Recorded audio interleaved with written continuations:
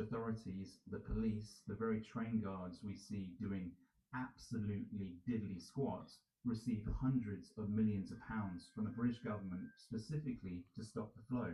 Corrupt deals have been signed, checks have been cashed, yet the camps around Calais remain. The trains keep rolling, the boats keep launching. It's almost as if the money is for show, while the reality on the ground tells a completely different story. The very people paid to secure the border are, through inaction, doing the complete opposite.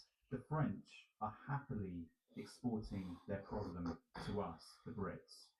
So as I wheel my suitcase to the port of Calais, I have to note it's not one of these cities that you are going to be rushing to see anytime soon. It has a higher crime rate than most places in France.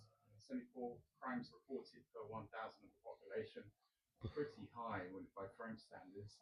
Lower than London, obviously. But yeah, very dismal architecture, mostly because a lot of it was damaged in the Second World War. So they've had the unfortunate business of buildings being built from the 1950s, 60s, and then you get these sort of monstrosities that have been replaced, the beautiful buildings that were here in the pre-war days. But I find it absolutely shocking. I find it shocking that you have train conductors complicit in ignoring the fact that migrants can travel freely to Calais. As long as they're going to Calais, they can travel freely. I find that shocking. And the police are complicit in it. They've taken hundreds of millions of pounds from the corrupt British government to facilitate the invasion. Now we hear of two-tier systems, one rule for the law-abiding system who pays his way, another for those who bypass the rules entirely.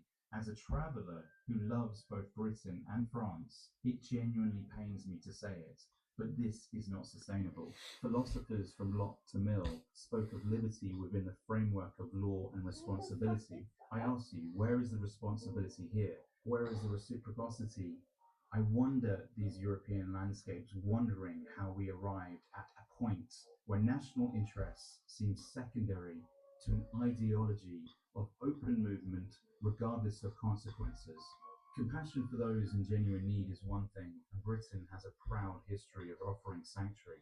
But when the system is gamed, when the gaps are exploited, when our own people bear the burden without consent, then we must ask the hard questions that the ideological hard left seem incapable of answering.